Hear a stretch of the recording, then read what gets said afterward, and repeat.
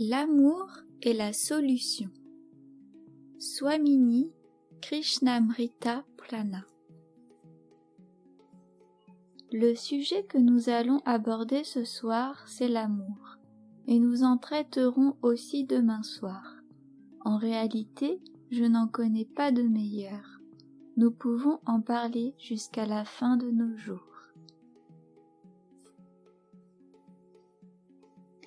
Chapitre 1. L'incarnation de l'amour pur.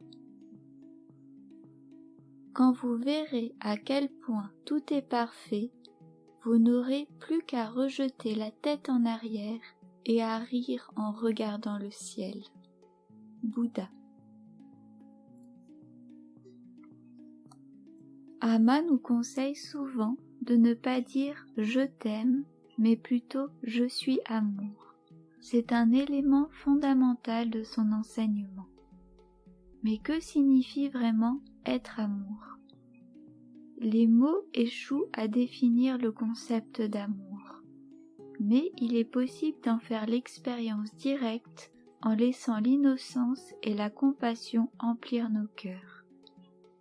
C'est en observant Amma avec humilité, le cœur ouvert, que nous deviendrons réceptifs à cette partie essentielle de son enseignement.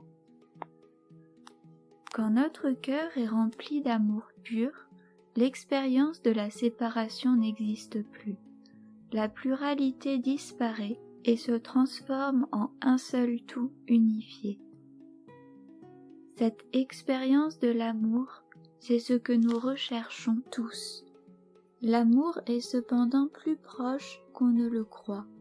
Il attend patiemment que nous le découvrions à l'intérieur de nous-mêmes. Le but de l'existence est de nous transformer en êtres d'amour. Mais nous consacrons souvent tant de temps à rechercher l'amour à l'extérieur, à courir après tout le reste, que nous passons à côté du bonheur ultime, l'amour. Amma nous invite au contraire, en nous libérant de nos tendances négatives, à nous unir à l'amour pur qui est là tout proche, au fond de notre cœur. En théorie, cela paraît très simple, mais c'est extrêmement difficile à mettre en pratique. Amma ressemble à une rivière, débordante de bonté. Sa grandeur ne tient pas seulement à l'état ultime de réalisation divine dans lequel elle vit, mais à sa capacité d'aller bien au-delà, en incarnant tous les jours la compassion inconditionnelle. Elle exprime naturellement ce qui est l'essence même de la mère, l'amour. Je me souviens qu'un jour dans la voiture, Amma s'est tournée vers moi sans raison pour me caresser l'épaule avec une grande affection, comme pour signifier « je veux juste que tu saches que je t'aime ».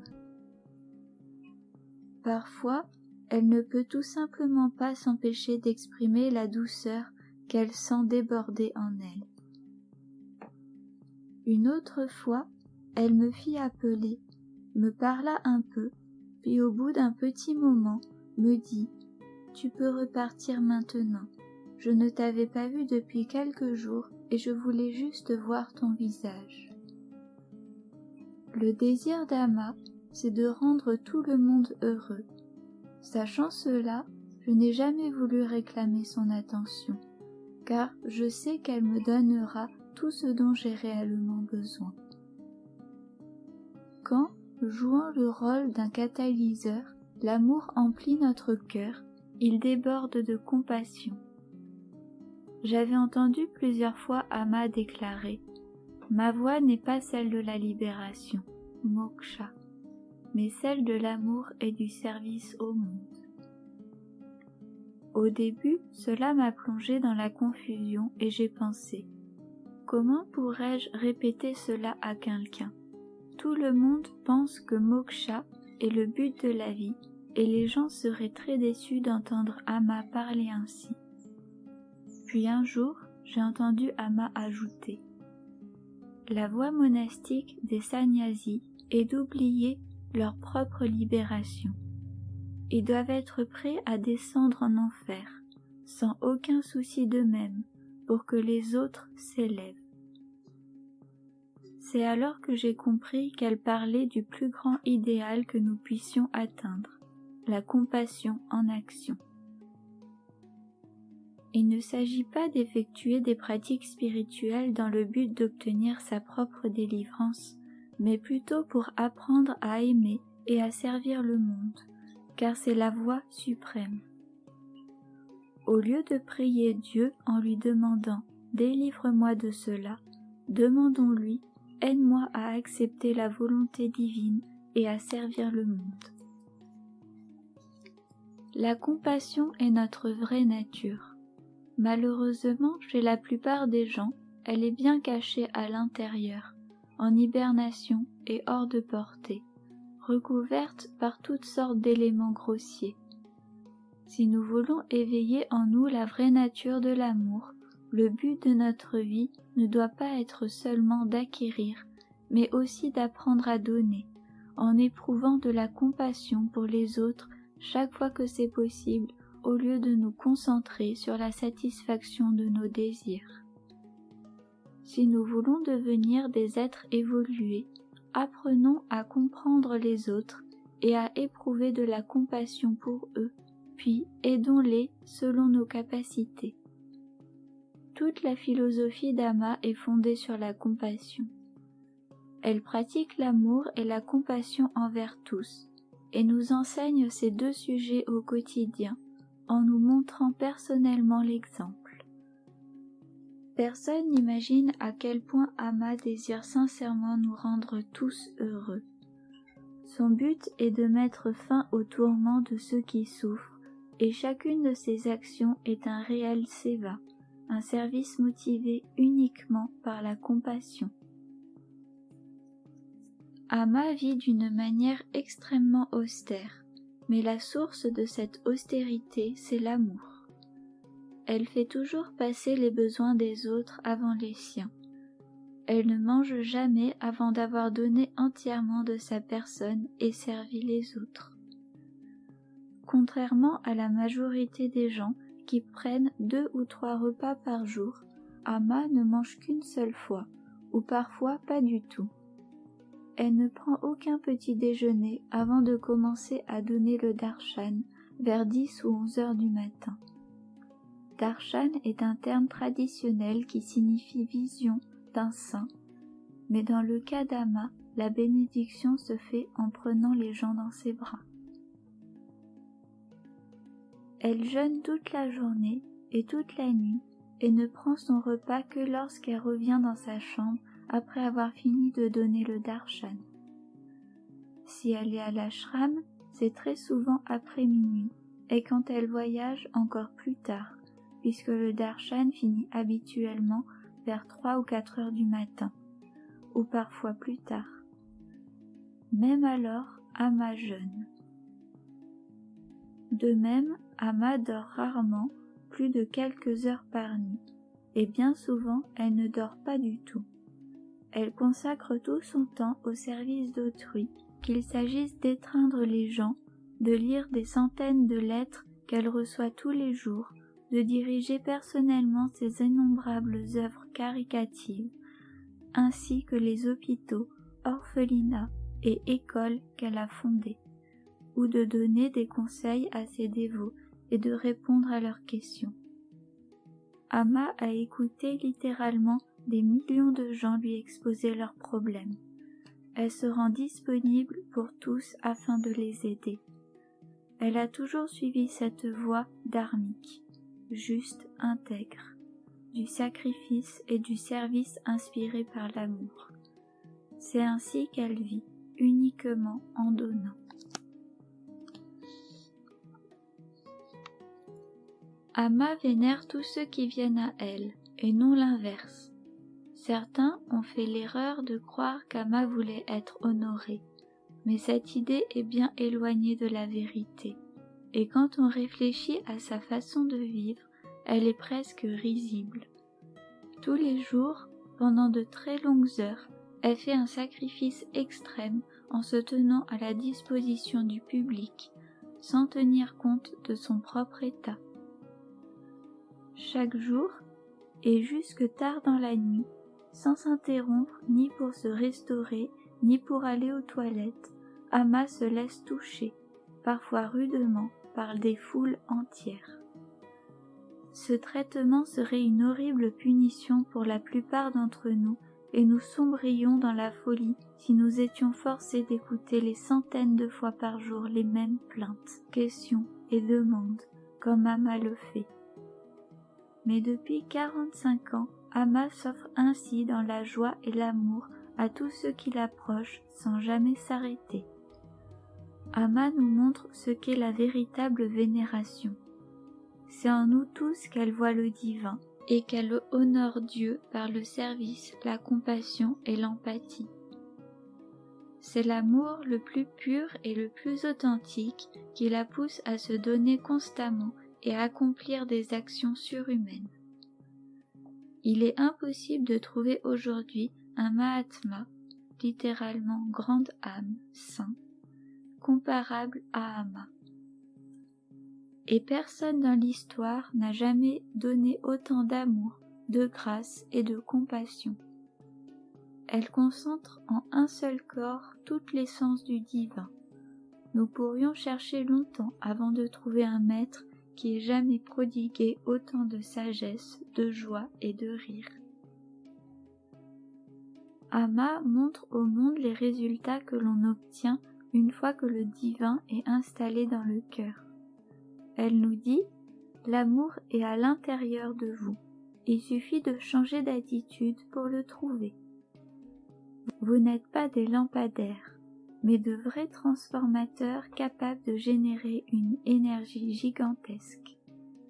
Vous n'êtes pas une bougie qu'il faut allumer, mais vous avez tout à l'intérieur, un soleil qui est sa propre source de lumière. » Constamment, Amma nous rappelle que nous aussi avons en nous l'étincelle divine de l'amour pur, prête à briller et à nous transformer. Il nous suffit de continuer à souffler dessus, jusqu'à ce qu'elle devienne un feu immense qui détruira nos tendances négatives et brillera pour tout le monde.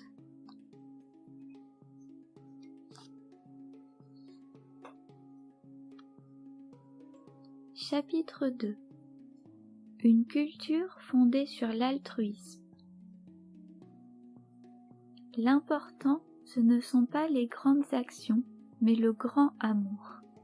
La sainteté est l'affaire du quotidien.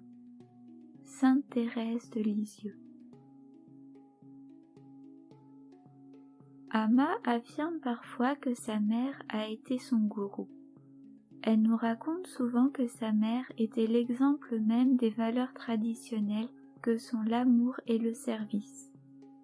Moi, je vous dis que vous devriez aimer les autres comme vous-même. Mais Damayanti Amma, elle, le montrait par ses actes. Quand Amma était enfant, les gens de son village avaient coutume de partager le feu allumé dans l'une des maisons. Ils n'utilisaient pas d'allumettes ou de lampes, mais ils allaient chercher le feu chez les voisins et le ramenaient chez eux dans une coque de noix de coco contenant de l'huile et une mèche. Selon cette coutume, la mère d'Amma lui enseigna qu'elle devait toujours observer si les habitants de la maison avaient besoin d'aide. Si elle voyait chez eux de la vaisselle sale, elle devait la laver ou balayer le sol ou trouver d'autres manières de les aider. Ensuite, elle pouvait repartir avec le feu, mais pas avant. Sa mère était l'exemple vivant des valeurs qui régnaient dans le village et sur lesquelles elle fondait l'éducation d'Amma. Dans le village d'Amma, les revenus provenaient de la pêche. La structure économique n'était pas fondée sur un système d'employeurs et d'employés, mais sur l'entraide, le soutien communautaire et le partage entre habitants. Chacun prenait soin des autres, même si c'était aux dépens de ses revenus et profits personnels, et la coopération étaient toujours privilégiées sur la compétition. Dans l'enfance d'Ama, les notions de travail et d'argent étaient vécues de façon beaucoup plus communautaire qu'aujourd'hui. Dans ce village, la plupart des hommes exerçaient le métier de pêcheurs. Lorsqu'ils revenaient de la pêche, ils vendaient leurs poissons et donnaient immédiatement 75% des revenus ainsi obtenus à tous ceux qui les avaient aidés, en le distribuant à égalité. Puis ils mettaient de côté un peu d'argent pour les personnes âgées et les revenus du village qui ne pouvaient pas subvenir à leurs propres besoins. Ainsi les pauvres n'avaient jamais rien à demander car ils recevaient toujours assez pour subsister. Enfin, les piécettes étaient distribuées aux enfants pour qu'ils s'achètent des bonbons. Toute la vie du village était fondée sur le partage. Les jours où le père d'Ama ne ramenait rien de la pêche, sa mère mettait quand même de côté une assiette de nourriture pour les voisins, au cas où ils n'auraient rien eu à manger. La famille d'Ama partageait le peu qu'elle avait afin de s'assurer que les enfants des voisins ne souffraient pas de faim. Dans le village, la coutume voulait que l'on offre à manger aux visiteurs. C'est pourquoi les villageois n'allaient jamais chez quelqu'un avant de s'être assurés que tous les membres de la famille visitée avaient à manger. Ils savaient qu'on insisterait toujours pour leur offrir de la nourriture. Et si la famille était pauvre, ils ne voulaient pas que quelqu'un ait faim à cause d'eux. Les villageois pensaient toujours aux autres avant de penser à eux-mêmes, car ils avaient appris à vivre en s'entraidant. Ama raconte qu'à cette époque, la cohésion de la famille et de la communauté était assurée par la qualité de l'amour mutuel entre leurs membres. À l'occasion des mariages et des fêtes, il n'était pas rare que les gens prêtent leurs plus beaux habits. S'il y avait un mariage dans une famille, tous les voisins se cotisaient et offraient de l'argent pour l'aider. Les dons étaient enregistrés sur un cahier et les faveurs étaient rendues à une date ultérieure. Les gens vivaient ainsi dans le moment présent, sans penser à accumuler de richesses. Vivant au jour le jour, les villageois n'avaient pas besoin de faire des économies pour le futur ni d'avoir un compte en banque. Et le système fonctionnait bien puisque chacun était prêt à prendre soin d'autrui. Quand Ama était jeune, sa famille et toute la communauté villageoise qui l'entourait offraient l'exemple d'un amour sincère, qui venait du cœur. L'enfance d'Ama baigna dans la simplicité et l'innocence. Quand les enfants du village jouaient ensemble, tout le monde s'occupait d'eux. Il ne serait jamais venu à l'idée de personne de penser comme aujourd'hui. Ceux-ci sont mes enfants et relèvent de ma responsabilité, et ceux-là sont les vôtres, donc vous devez vous en occuper. Les enfants étaient nourris et pris en charge par n'importe quel adulte du village. Les frères et sœurs d'Ama, tous les enfants du village, couraient et jouaient ensemble, grimpaient dans les manguiers et nageaient dans le bras d'eau qui longe le village. C'était une fête permanente, tous les jours de l'année, tant la proximité entre les membres de la famille d'Ama et les villageois était grande. Bien sûr, il n'y avait pas grand-chose en termes de prospérité matérielle, mais l'amour était une richesse toujours disponible. Enfant, Ama ne recevait que 2 tenues par an, l'une pour le festival d'Onam et l'autre à la rentrée scolaire. Elle n'avait que 2 tenues. Il fallait qu'elle les fasse durer toute l'année. C'est pourquoi récemment, Ama s'est entretenue avec un jeune garçon qui se tenait à côté d'elle pendant le darshan et lui a donné un satsang, enseignement spirituel sur la pauvreté. Elle a insisté sur le fait que bien qu'il vive en Inde, il n'a aucune idée de la façon dont beaucoup de gens luttent pour survivre car lui-même vit dans le luxe. Amma a continué sur ce thème en lui disant que lorsqu'elle était enfant, elle n'avait pas de jouets, mais qu'elle avait des amis.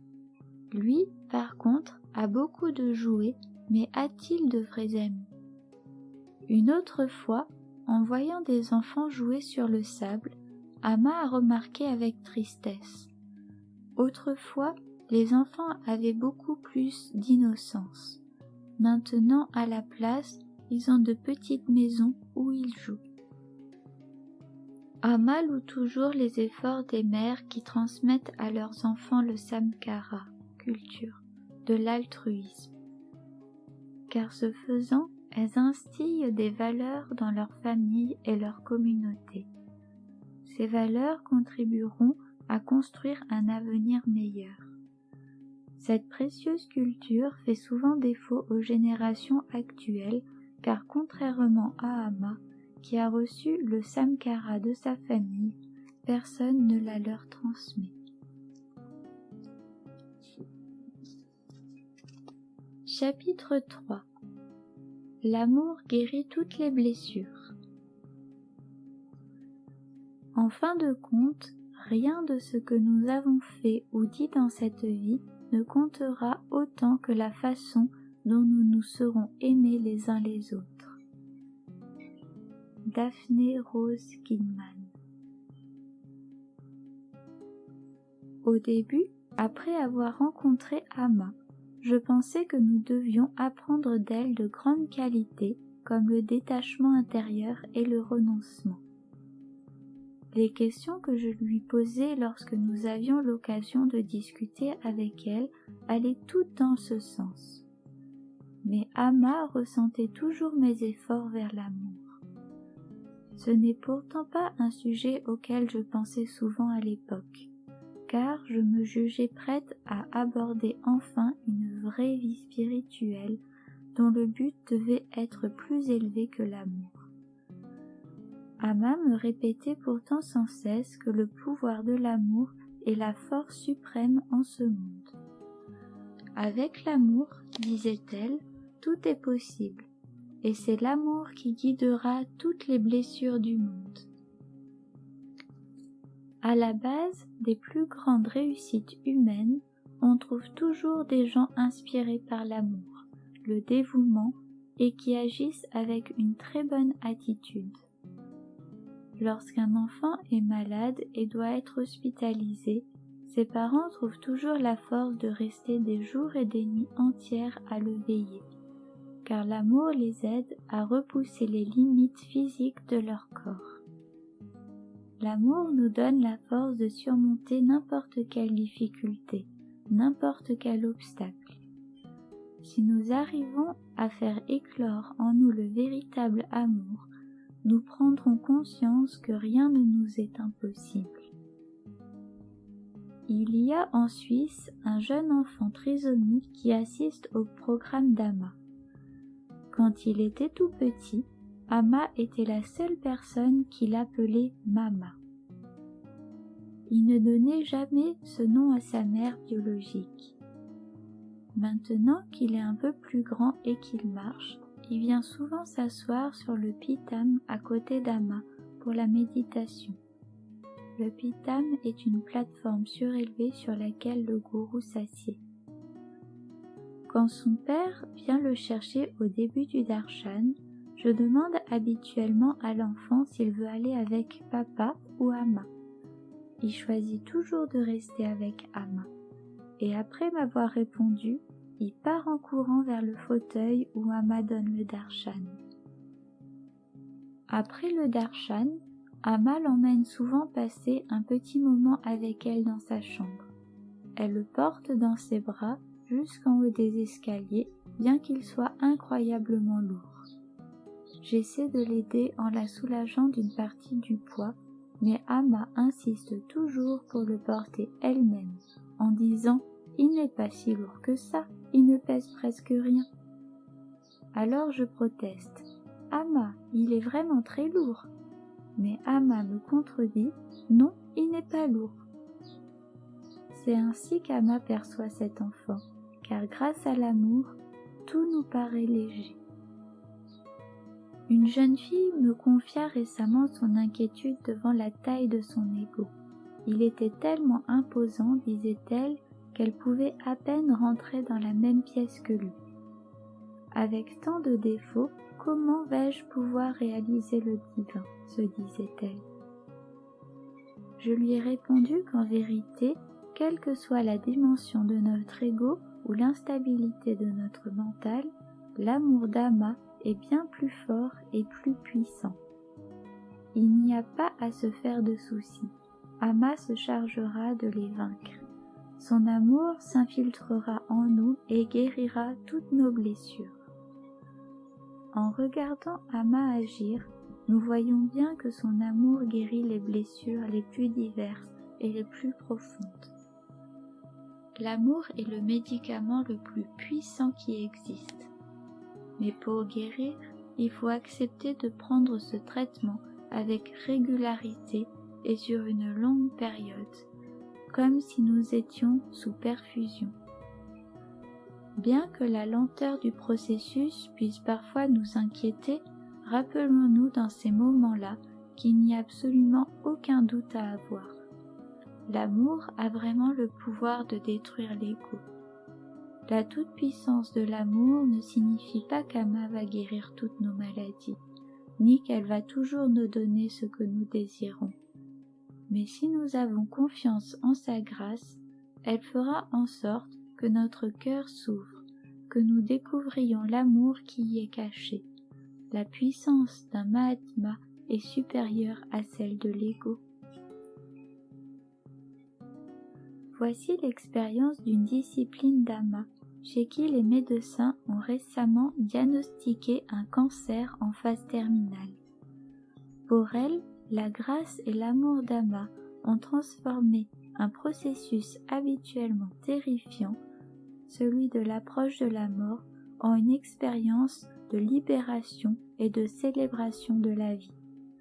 Je l'ai encouragée à mettre par écrit ce qu'elle ressentait, car son témoignage a inspiré beaucoup de gens à Amritapuri, l'ashram d'Ama en Inde, et je voulais l'inclure ici. C'est ce diagnostic de maladie mortelle qui m'a permis de comprendre qu'Ama, par ses enseignements, sa présence et l'amour qu'elle me donne avec patience et constance, me fournissait les outils dont j'avais besoin pour explorer plus avant la vérité qui est une et immuable. J'ai cessé de me faire constamment du souci pour devenir plus consciente dans le moment présent. Après ce diagnostic, les enseignements d'Ama ont pris une dimension nouvelle. Ils sont entrés dans mon cœur et ils sont devenus une pratique quotidienne au lieu de rester un exercice intellectuel abstrait. J'ai maintenant le cœur rempli de silence et de paix. C'est la première fois que je ressens la présence en moi du vrai soi. Quand j'ai reçu ce diagnostic, un ami m'a dit « C'est un grand cadeau, une grâce de savoir quand on va mourir. » C'est vraiment ce que je ressens et je remercie Ama de m'aider à explorer ainsi ma vraie nature. Pendant des années, j'ai eu l'impression d'avoir un grand trou noir rempli de colère au niveau du foie. Je n'ai donc éprouvé aucune surprise en voyant les images du scanner qui confirmaient son existence. Après le diagnostic, j'ai passé une semaine entière en proie à une colère extrême. J'essayais de me raisonner en pensant à toutes les périodes où j'avais souffert de dépression et de colère sans savoir pourquoi, en me rappelant que la vie n'est en fait pas si merveilleuse que ça. Je me disais aussi que mes nombreuses années d'expérience comme infirmière auprès de personnes en fin de vie allaient aider mon cerveau à accepter mon nouvel état. Puis, après les difficultés de la première semaine, j'ai finalement accepté le diagnostic. Et depuis, je n'ai pas eu un seul moment de colère, de dépression ou de peur. L'absence de ces émotions a été le premier signe de la grâce que j'ai reçue et j'en suis très reconnaissante. Un autre dévot d'Ama m'a rappelé: la grâce est toujours là, elle coule en permanence. Il suffit de s'ouvrir à elle pour la recevoir. Je m'en remets à Ama du fond du cœur. J'accepte son amour infini et inconditionnel, et tout ce qui vient avec lui. Je trouve ce voyage passionnant, exaltant et joyeux. L'amour peut résoudre tous les problèmes, même si, bien sûr, les solutions ne viennent pas forcément du jour au lendemain. C'est un processus qui nécessite parfois de longues années. L'amour d'Ama agit comme un remède miracle dans certains cas, mais pas toujours. Pour guérir, nous devons nous impliquer et faire beaucoup d'efforts. C'est un gros travail de s'attaquer à ces tendances négatives pour rechercher l'amour qui est en soi. Ama raconte souvent l'histoire de ce petit garçon qui, ayant vu que quelqu'un avait vomi par terre, s'est précipité pour nettoyer le sol alors que personne d'autre n'était prêt à le faire. La nuit suivante, Ama ne cessait de penser à lui. Pourtant, ce qu'il avait fait n'était pas si difficile. Il y a des gens qui, tous les jours, font du nettoyage pendant des heures entières autour d'Ama. Mais pense-t-elle à eux quand elle est dans sa chambre? Peut-être, peut-être pas. C'est l'attitude d'abnégation de ce garçon qui ramenait continuellement les pensées d'Ama vers lui.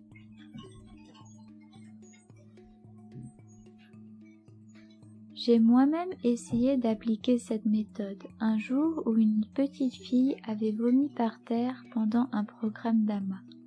Je me suis précipitée, accompagnée de la dame qui était avec moi.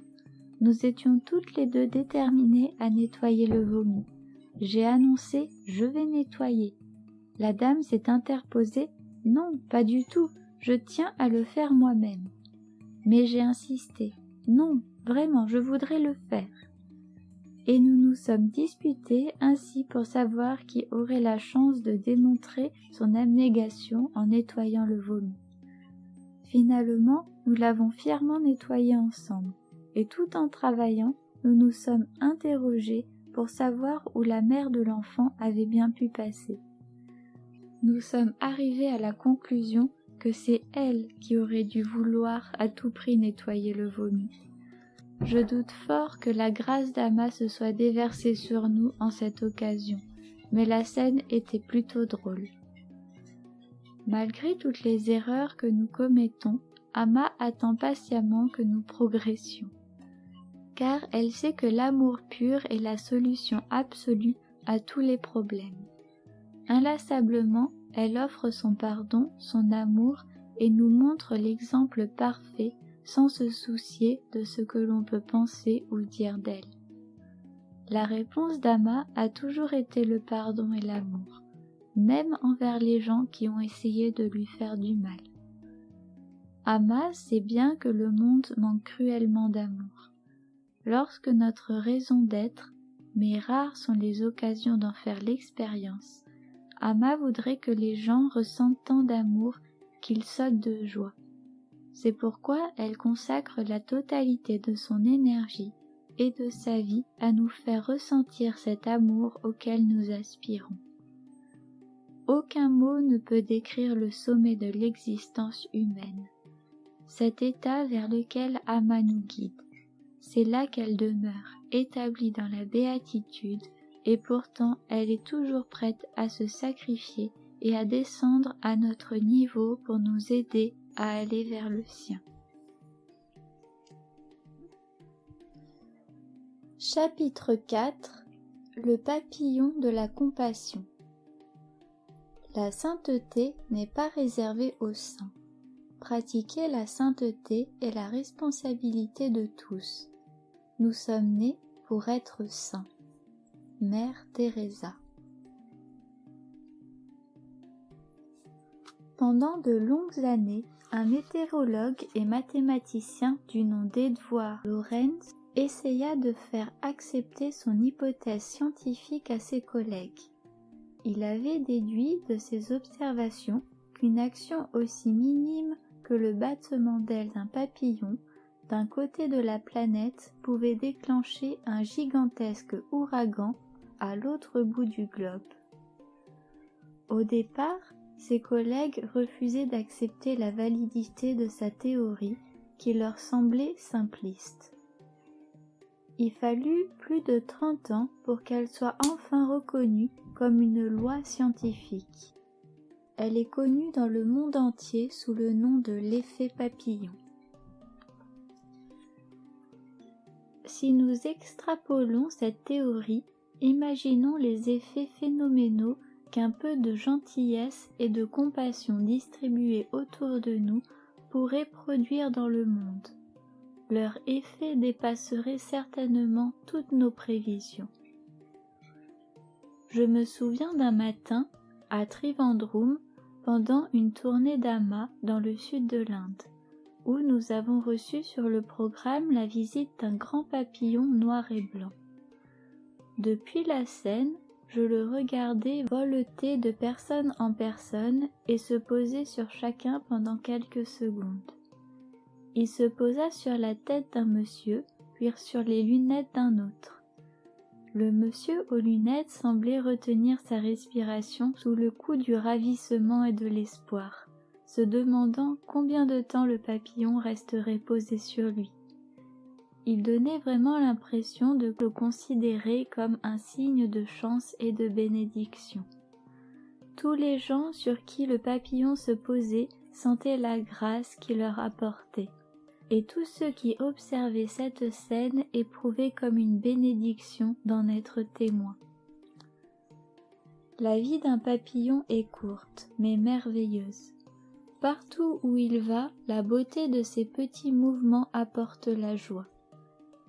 Imaginez si un minuscule papillon a le pouvoir d'illuminer votre vie par le simple battement de ses petites ailes, quelle capacité nous avons à l'échelle humaine de donner de la joie au monde. Inutile d'accomplir de grandes actions pour créer cet effet papillon. N'importe quelle bonne action, aussi modeste soit-elle, peut déclencher une immense cascade de phénomènes. C'est dans cette optique qu'Ama agit. Sa gentillesse allant au-delà de toutes les limites, ses actions dépassent notre compréhension. Leurs effets se propagent sur toute la planète. L'amour et les soins attentionnés qu'Ama prodigue à tous s'appliquent à bien des niveaux différents. Elle accorde une grande attention à tous les petits détails pratiques pour être sûre que les gens sont heureux et comprennent qu'elle prend soin d'eux. Lorsqu'elle arrive sur scène au début d'un programme, Ama vérifie toujours que la foule est installée aussi confortablement que possible. Si elle voit des gens debout, elle ordonne que l'on distribue des chaises supplémentaires.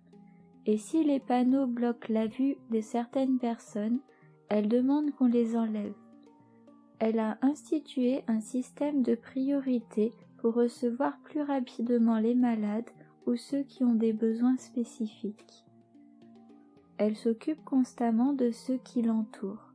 Aucun personnage public n'a jamais eu autant de considération pour le bien-être des autres, et si peu pour ses besoins personnels.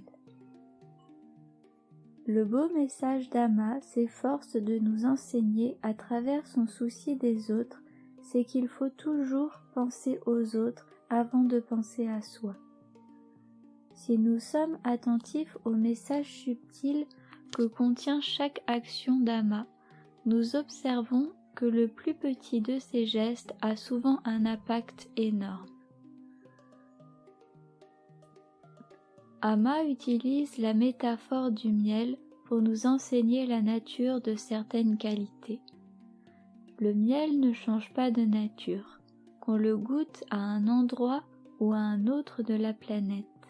Il a partout le même goût sucré. Il en est de même du feu, dont la nature brûlante reste partout la même. La paix et la compassion ne manquent pas à cette règle et leurs qualités universelles sont partout les mêmes. Elles expriment une douceur et une chaleur auxquelles tous les êtres humains aspirent. Amma explique que si nos actions manquent de compassion, c'est que l'amour n'y est pas présent et qu'il reste un mot, enfermé dans le dictionnaire. Sans compassion, on ne peut pas éprouver la douceur de l'amour. Amma sait que le monde, pour guérir, a un besoin énorme de compassion, et elle s'est donné la mission de répandre la compassion et d'emporter partout les messages.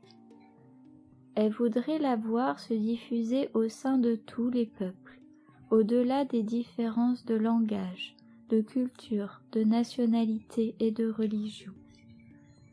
Elle sait que pour guérir les blessures du passé et marcher sereinement vers l'avenir, nous devons ouvrir nos cœurs à l'amour. Voici une histoire qui illustre cela. Une dame avait perdu son enfant et à l'enterrement, elle demeurait inconsolable de cette tragédie.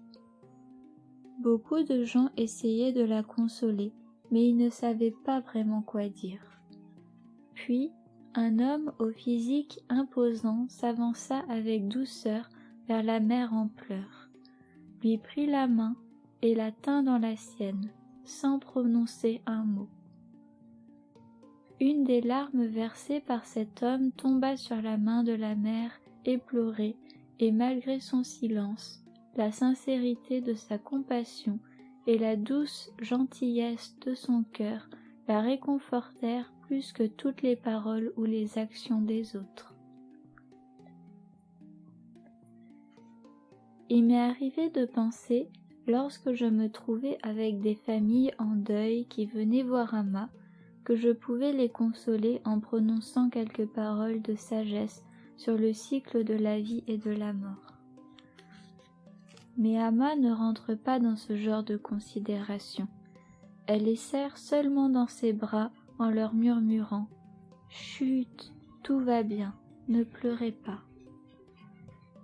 Parfois, elle ne peut rien dire de plus. Elle les prend dans ses bras pour les réconforter et pleure avec eux. Jamais je ne l'ai entendu dire « cela devait arriver » ou « son heure était venue ».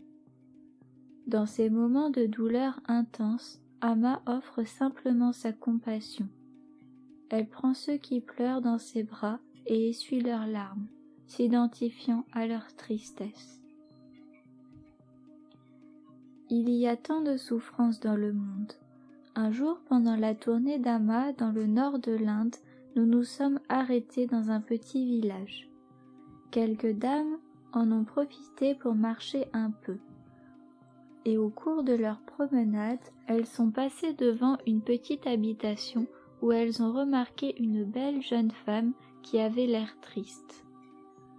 Parlant un peu hindi, elles ont entamé la conversation, et la jeune femme leur a raconté son histoire. On l'avait mariée à 8 ans, et à 13 ans, elle était déjà enceinte. Puis son époux était mort d'alcoolisme, et maintenant, à 26 ans, elle élevait seule son fils de 13 ans. La vie ne lui offrait aucun bonheur, et c'était la même chose pour les autres femmes du village. Elles avaient toutes été mariées dans l'enfance et mené une existence misérable, sans rien attendre de la vie.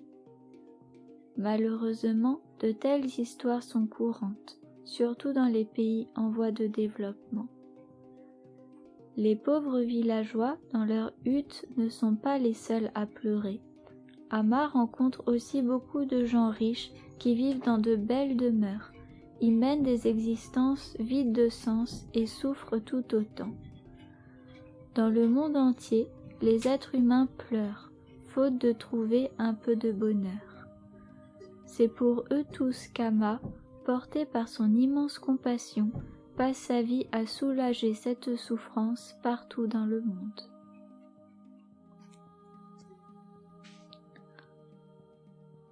Chapitre 5. L'amour de Dieu dans un corps humain. Chaque fois que vous vous souvenez de votre vraie nature, vous faites briller plus de lumière dans le monde.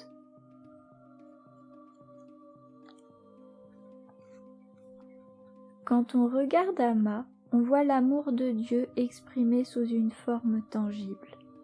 Il nous est impossible d'appréhender en totalité la nature de la puissance divine, mais on peut s'en faire une idée, puisqu'à travers l'histoire, ces qualités se sont manifestées dans la vie de quelques êtres d'exception dont les âmes étaient en communion avec Dieu. Nous éprouvons de l'admiration pour ces Mahatmas et les vénérons, car ils incarnent des qualités sacrées telles que l'amour, la compassion, le détachement et le pardon. Amma est l'un de ces êtres d'exception. Elle a trouvé la source de l'amour et souhaite partager ce trésor avec nous. Son but est de nous guider vers l'amour suprême pour nous y établir. Nous pouvons acquérir une certaine connaissance de la vérité ultime en étudiant les Écritures et en lisant des livres spirituels, mais il suffit d'observer Amma pour voir cette vérité vécue au quotidien. Amma ne pense qu'aux autres et jamais à elle-même ou à son propre confort. C'est ainsi qu'elle a choisi de vivre, à l'opposé des choix que nous avons tendance à faire. Pendant les tournées d'Amma dans le nord de l'Inde, qui ont habituellement lieu une fois par an, nous voyageons par la route depuis le sud de l'Inde jusqu'aux régions situées les plus au nord. C'est un voyage très inconfortable car les routes sont chaotiques et nous sommes tous très secoués à l'intérieur du véhicule dans lequel nous voyageons. Pour rire, nous appelons ce camping-car la machine à laver, car à l'intérieur nous sommes remués comme un tas de linge sale dans une machine réglée sur le programme le plus long. Pour qui ne s'est jamais trouvé dans une machine à laver, il est difficile de comprendre ce qu'on y ressent, avec ces secousses qui vous projettent dans tous les sens.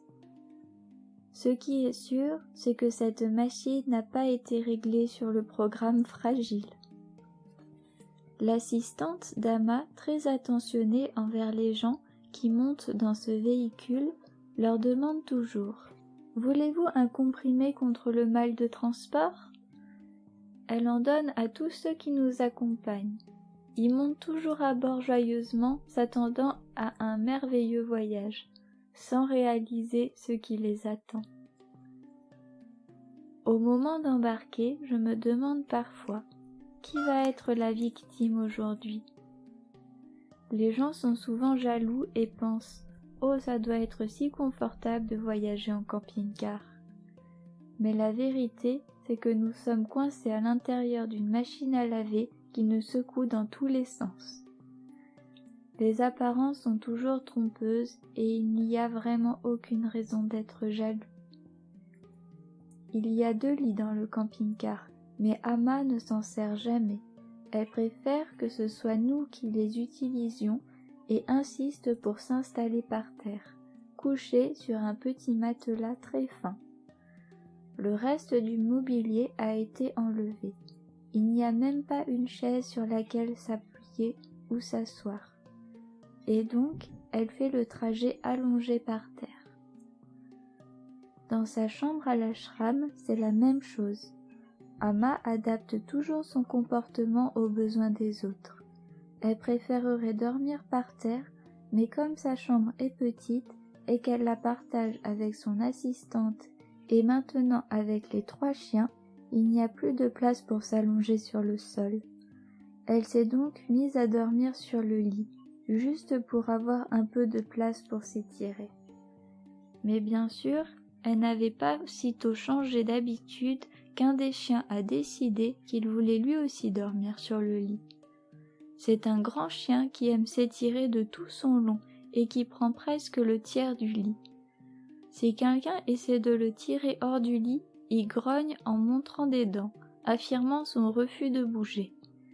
Pour l'apaiser et lui laisser de la place, Amma s'était mise à dormir dans une position vraiment inconfortable, les pieds et les jambes pendant hors du lit. Maintenant, pour répondre au désir du chien, elle dort les pieds posés sur son dos. Et il a l'air très heureux ainsi. Il est incroyable de penser que même dans sa chambre, Amma a à peine la place d'allonger les jambes. Mais malgré tout, elle s'abandonne au tour que prennent les événements et s'assure toujours que les besoins de tous sont satisfaits. Je me fais parfois du souci en voyant combien elle donne de sa personne. Il m'est arrivé de la supplier d'arrêter de voyager autant, organisant comme elle le fait programme après programme pendant des mois sans perdre un seul jour de repos. Je lui ai un jour demandé si nous pouvions en dispenser de partir en tournée dans le nord de l'Inde, car ce voyage fatigue beaucoup son corps. Elle m'a répondu « Non, les gens des villages du nord sont si pauvres qu'ils ne peuvent pas se permettre de venir me voir ici, dans le Kerala. » J'ai suggéré « Amma, nous pourrions leur envoyer des bus pour aller les chercher et les ramener ici à l'ashram. » Mais Amma n'était pas d'accord et a répondu que mon plan coûterait trop cher, qu'il valait mieux que ce soit elle qui voyage et qu'on utilise l'argent ainsi économisé pour aider les pauvres. Il est impossible de convaincre Amma de se reposer davantage.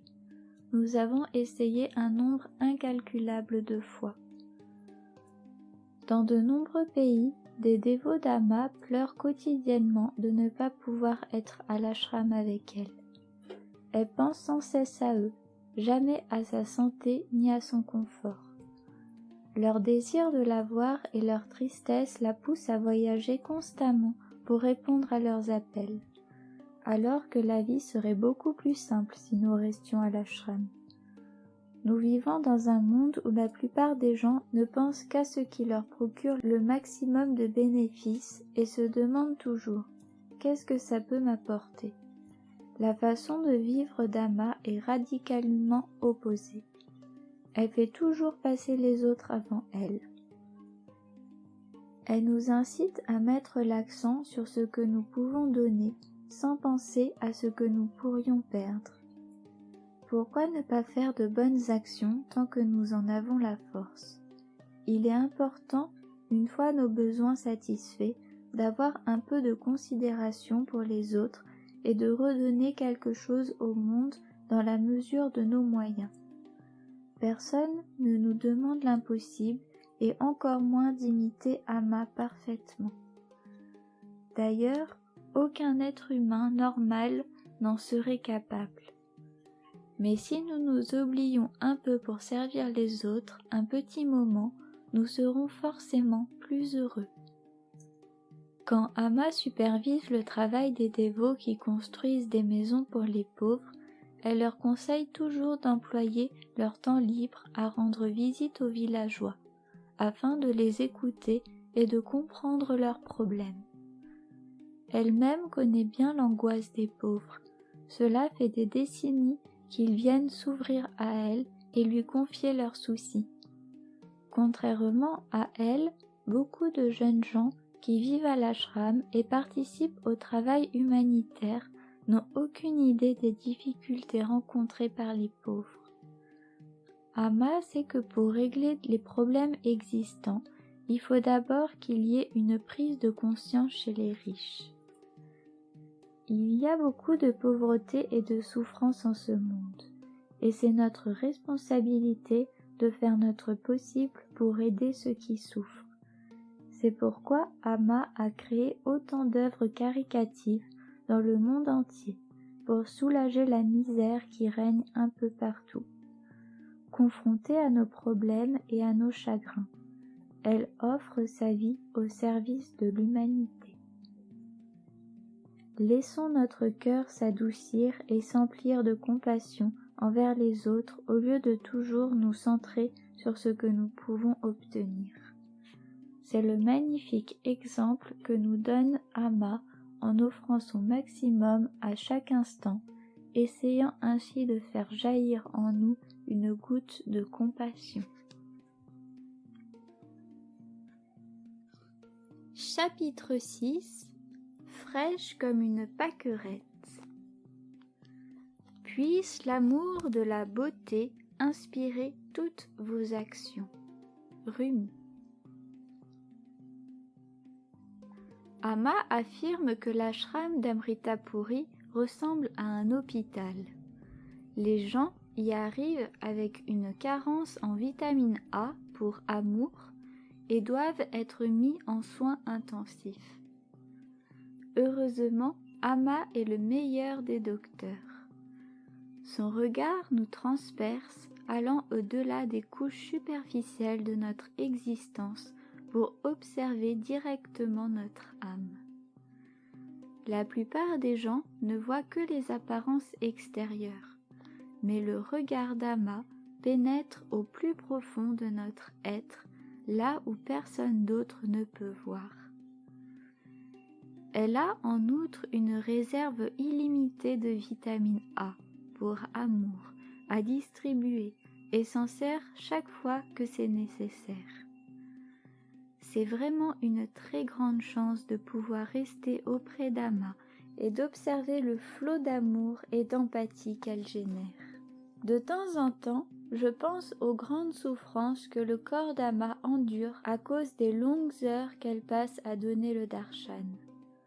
Parfois, le moindre mouvement de son cou ou de son corps la fait beaucoup souffrir.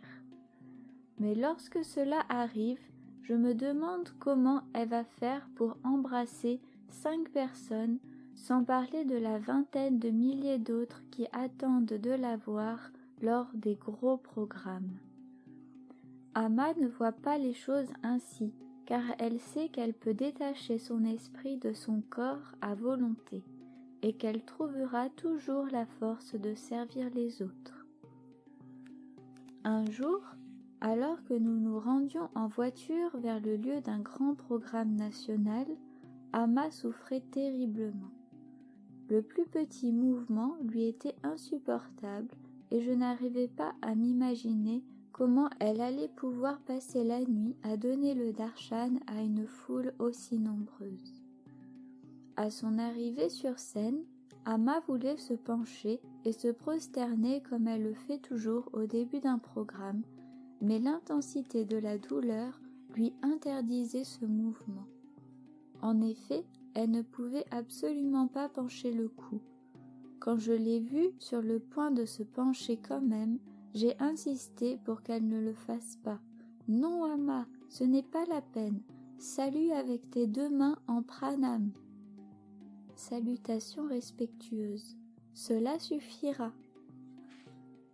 Je me sentais un peu ridicule de la conseiller ainsi devant tout le monde, le disciple disant au gourou ce qu'il doit faire, en la retenant par le bras pour essayer de l'empêcher de se prosterner.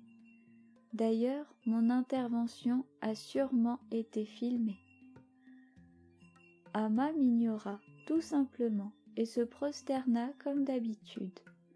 Et personne ne se serait douté en la voyant faire que son corps était en souffrance. Ce faisant, elle accomplissait son devoir sans tenir compte ni d'elle-même ni de sa santé.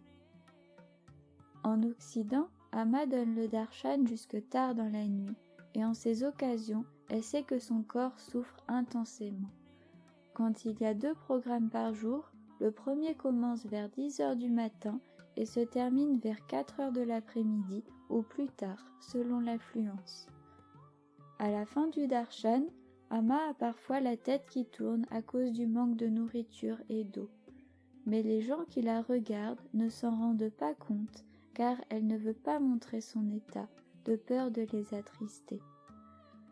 Le programme du soir commence environ 2 heures après la fin du premier programme et dure jusque tard dans la nuit.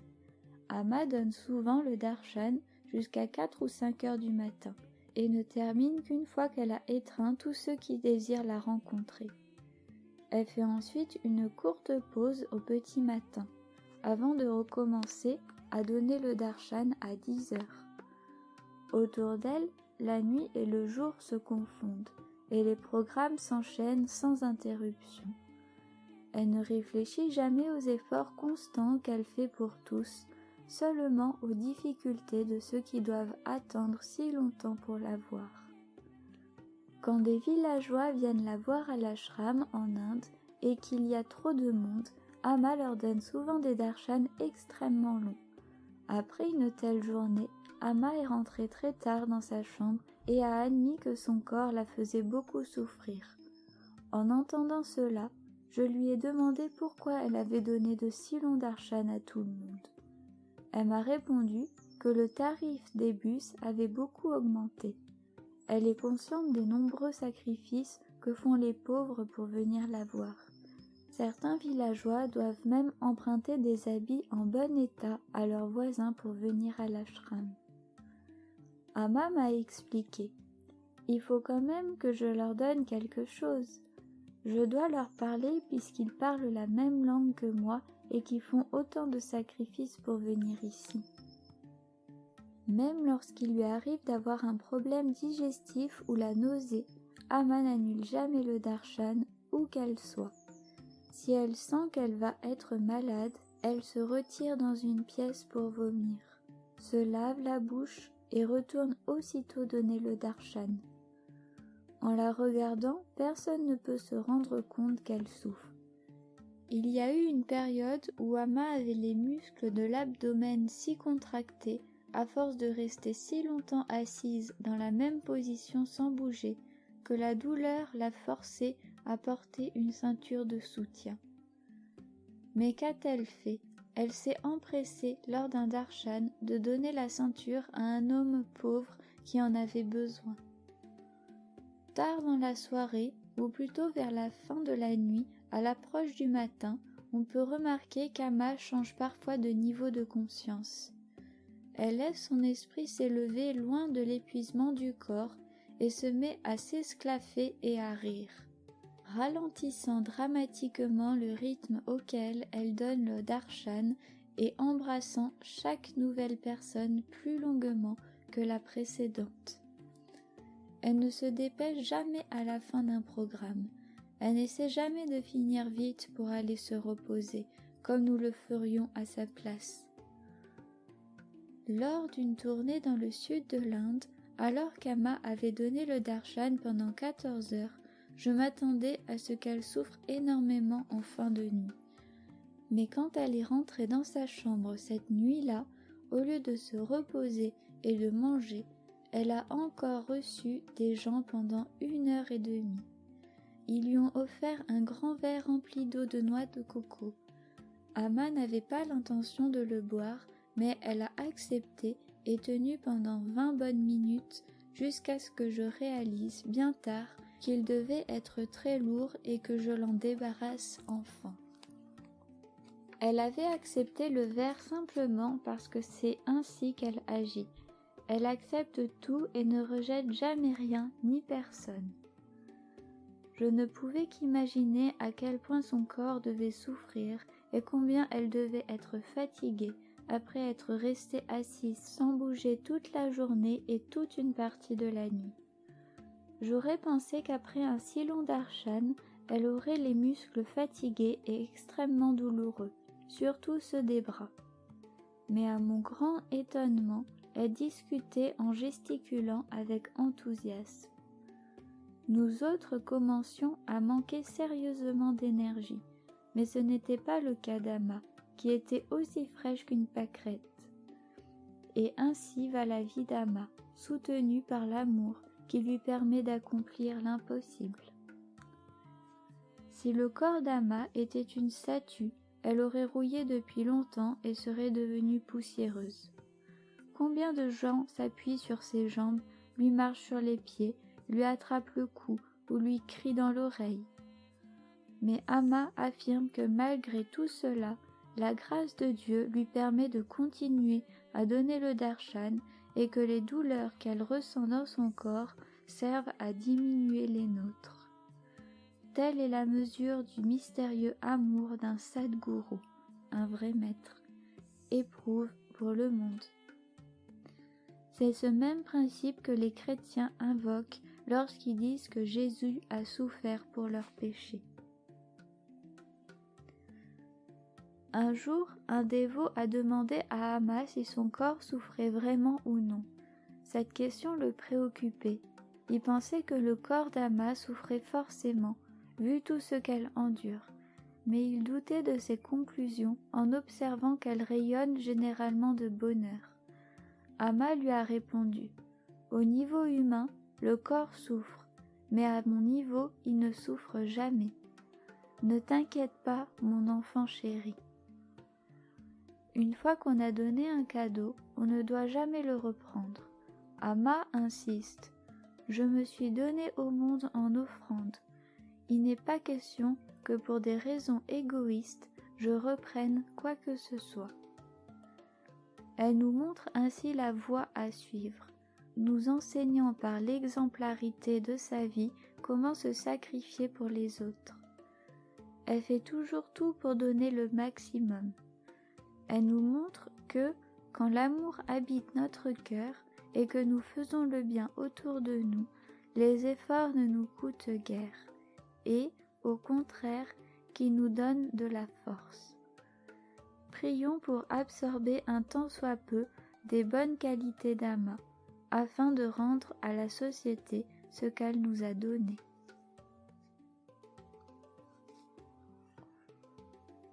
Chapitre 7. La plus grande des sadhanas. Dès la naissance, nous dépendons des soins et de la gentillesse de nos parents, et plus tard, lorsque nous sommes minés par la maladie et affaiblis par la vieillesse, nous dépendons à nouveau de la gentillesse des autres. Puisque le commencement et la fin de notre vie sont marqués par cette dépendance envers la gentillesse des autres, comment pourrions-nous, dans l'intervalle qui nous reste, négliger d'être gentils avec les autres? Tenzi Gyatso, 14e Dalai Lama. Aimer les autres et les servir est la plus grande des sadhanas, pratiques spirituelles. Mais combien d'entre nous sont prêts à aimer tous les êtres et à les servir constamment, comme le fait Amma? Si nous étions vraiment capables d'aimer et de servir les autres inconditionnellement, nous n'aurions plus rien à faire pour atteindre les sommets de la spiritualité. Mais cela implique d'aimer tout le monde, pas simplement les quelques personnes avec lesquelles nous nous sentons bien ou vers lesquelles nous sommes attirés. Cela veut dire aimer la personne qui vous double dans la file d'attente à la cantine, ou celle qui s'assoit à moitié sur vos genoux, juste avant le début des bhajans, chants dévotionnels, alors que la salle est comble et que vous aviez déjà l'impression de ne pas avoir assez de place, ou celle qui vous fait presque tomber en vous bousculant quand Amma est sur le point d'arriver, ou encore qui s'installe juste devant vous pour la voir venir. Si vous arrivez à les aimer dans ces moments-là, alors vous n'avez plus grand-chose à faire en termes de sadhana. Il est extrêmement difficile de voir constamment le meilleur en chacun. Bien sûr, ce serait l'attitude la plus parfaite, mais c'est un but difficile à atteindre. Pour commencer, entraînons-nous à concentrer notre esprit sur ce qui est bon pour développer des qualités positives. Méditer, faire des pujas, chanter des chants dévotionnels, répéter un mantra, prier pour le bien du monde, pratiquer le karma yoga, action désintéressée, toutes ces activités développent notre capacité de concentration, de compassion et d'empathie. Des recherches et des études en neurosciences ont maintenant prouvé que des bonnes actions ou même seulement les bonnes intentions ont un effet extrêmement bénéfique sur la santé et le bien-être. Des études ont montré qu'il est possible de rééduquer l'esprit pour lui insuffler le sens des valeurs, même si on ne nous les a pas enseignées lorsque nous étions enfants. Quand nous pensons et agissons selon les valeurs positives, nous en retirons un profond sentiment de joie et de bien-être. Dès lors, un cycle vertueux se met en place. Plus nous désirons faire le bien autour de nous, plus nous sommes heureux. Plus nous sommes heureux, plus nous décidons de faire le bien. Les enfants étant si préalables à l'atmosphère qui les entoure, il est particulièrement beau de voir l'influence d'Ama sur eux. Un groupe d'enfants qui vivent autour d'Ama en a donné un bel exemple. Ils se sont concentrés pour savoir combien de glace ils avaient vraiment besoin de manger par semaine et ils ont décidé que 2 glaces leur suffiraient. Puis ils ont utilisé l'argent ainsi économisé pour aider des enfants défavorisés. La simple présence d'Ama à nos côtés nous inspire le désir de donner, et c'est là le but véritable de toute pratique spirituelle. Les enfants de l'ashram viennent parfois me dire « Regarde combien de mantras j'ai récités ». Récemment, un jeune enfant est venu et tout en me disant « Regarde !» il me mettait son compteur électronique de mantras sous le nez pour que je le lise. Celui-ci indiquait 8888. Impressionné par ce nombre, je lui ai demandé « Et tu as dit ton mantra autant de fois ?» « Oui » m'a répondu innocemment ce petit enfant de 6 ans.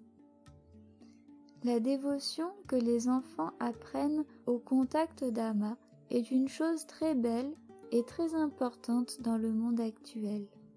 À un âge où ils absorbent les valeurs qui les entourent, la dévotion conduit les enfants à vouloir aimer et servir la société et Mère Nature.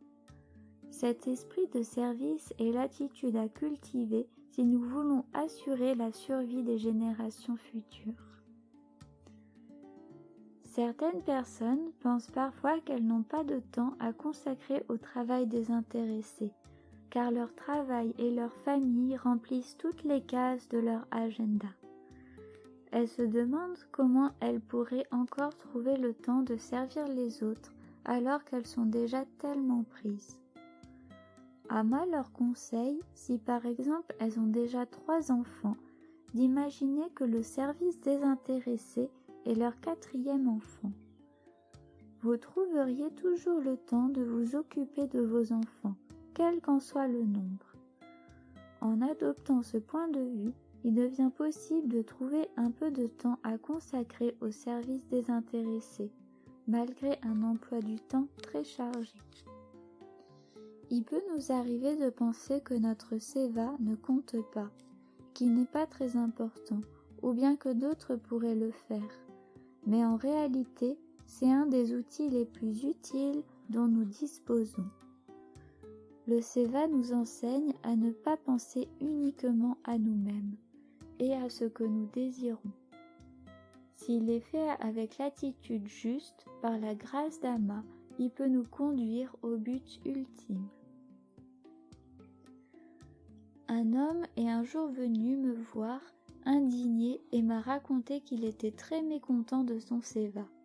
Il me dit « Je suis venu à l'ashram d'Ama pour faire des progrès spirituels pour le bien de l'humanité. Et voilà qu'on me demande de faire des choses insignifiantes, comme de laver la vaisselle ou d'aider au recyclage. Je suis un excellent professeur, quelqu'un de très créatif, et je suis offensé qu'on me demande de caler mes horaires de sadhana sur ces tâches que je n'aime pas du tout. » Je lui ai répondu que s'il excellait dans le monde en tant que professionnel, le plan divin était peut-être de lui enseigner un peu d'humilité en l'affectant ici à ses autres travaux.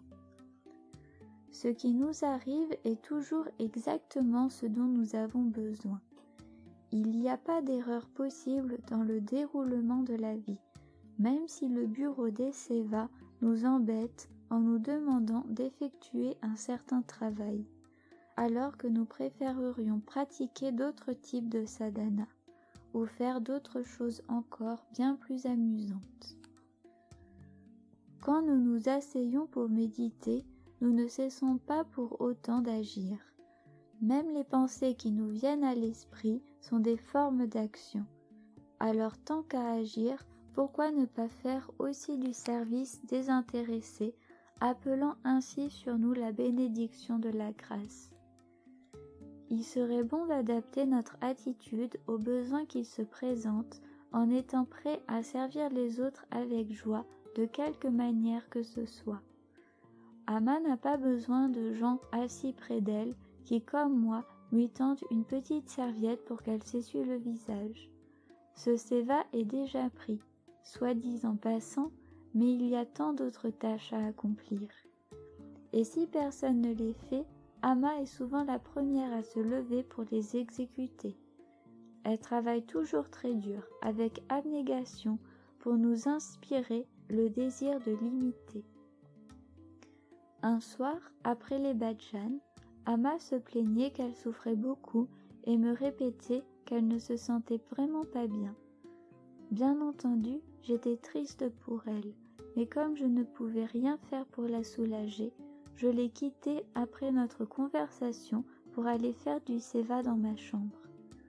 Soudain, j'ai entendu un remue-ménage dehors et les gens qui criaient « Séva de briques !» Je me suis fait la remarque suivante. Eh bien au moins, ce qui est sûr, c'est qu'Amma ne descendra pas porter des briques aujourd'hui. Elle n'est pas bien. Mais je n'avais pas plutôt eu cette pensée qu'Amma était déjà dehors, l'air joyeux et les bras chargés de briques. Elle en portait plus que personne d'autre. Elle se comporte parfois comme une enfant que l'on peut facilement distraire, en l'orientant vers son activité préférée, le service. Au Canada, il y a un petit garçon de 4 ans qui adore faire du séva. Un jour, il portait un tablier d'adulte quand Amma est passée, et lorsqu'il a salué en lui offrant ses pranams, salutations les mains jointes, elle s'est tournée vers lui en disant « Séva, séva, séva !» Elle était si heureuse de voir qu'il avait fait du séva, et il avait l'air tellement adorable avec son énorme tablier, qu'elle lui a donné un baiser. Amma parle souvent des enfants qui aiment faire du service désintéressé. Elle en est fière, et elle est toujours très heureuse quand elle les voit travailler dur pour aider les autres, avec une bonne attitude. Le séva permet aux enfants d'apprendre des gestes et des techniques qui leur seront utiles plus tard, tout en cultivant l'amour et la compassion. Quand notre joie consistera à faire le bien autour de nous, alors nous aurons vraiment trouvé le bonheur intérieur. C'est pourquoi le séva est l'un des plus beaux cadeaux que l'on puisse nous offrir. La spiritualité est complètement en phase avec la vie pratique. Lorsqu'Amma perçoit un besoin quelque part, elle est toujours prête à y répondre. Et c'est cela qui compte, voir où sont les besoins et se mettre aussitôt au travail, faire le nécessaire, le cœur rempli d'amour. Toute occasion de servir est une grande chance qui nous est offerte, mais il nous appartient de le comprendre et de le voir comme une bénédiction. Si vous vous surprenez à penser « Oh non, je ne veux pas faire cela », vous devez changer d'attitude. Si vous y parvenez, alors vous accomplirez n'importe quelle tâche de bon cœur. Personne ne peut vous y forcer, c'est une attitude qui doit venir du cœur. Un nombre incalculable de chercheurs spirituels lisent des livres sur la spiritualité et étudient les différentes écoles philosophiques, mais combien d'entre eux sont prêts à travailler pour répondre aux besoins d'autrui? Combien sont prêts à pratiquer les formes d'humilité et de service les plus extrêmes? En vérité, il y en a peu. Et pourtant existe-t-il une plus belle chose au monde que le service? Où que vous soyez, si le cœur est rempli d'innocence, vous dédiez toutes vos actions au divin en servant là où l'on a besoin de vous. Il est certain que vous attirerez sur vous le flot de la grâce. Le service désintéressé est un instrument magnifique. C'est l'une des plus grandes joies que je connaisse. La vie est faite pour que nous exprimions notre amour, et le service désintéressé est la magnifique aventure que l'amour emprunte.